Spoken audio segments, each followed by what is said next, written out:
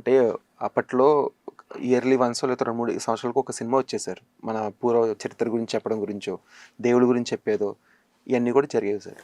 ఇప్పుడు అలాంటి సినిమాలు రావడం చాలా అరుదైపోయింది. అవును. అరుదేంటి సార్, అసలు రావట్లేదు టు బి హానెస్ట్. అవును. ఇప్పుడు సినిమాలు ఇప్పుడు పిల్లల్ని స్కూల్ పంపిస్తుంటే సార్, నా సంవత్సరానికి రూ. 1,00,000 2,00,000 డొనేషన్ పే చేసి స్కూల్ పంపిస్తున్నాం.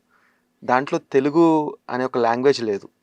మా ఫస్ట్ లాంగ్వేజ్ తెలుగు ఉండే సార్ మాకు. ఇప్పుడు ఫస్ట్ లాంగ్వేజ్ ఇంగ్లీష్ అయిపోయింది, సెకండ్ లాంగ్వేజ్ హిందీ వేశారు.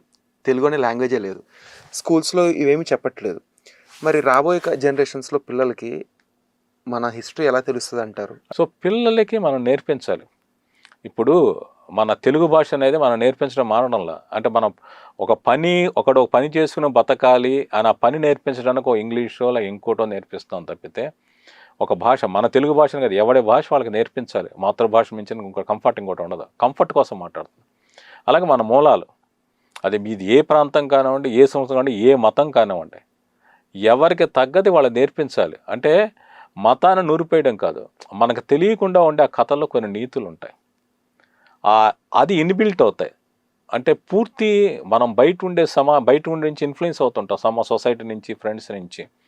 మనం చిన్నప్పటి నుంచి ఉండే రూట్స్లోంచి మనం పెట్టేదాన్ని బట్టి వాళ్ళు ఇన్స్పైర్ అవుతారు. అది పూర్తిగా మనిషిని 100% మార్చలేకపోవచ్చు, కానీ 1%, 2% మారుస్తూ ఉంటుంది.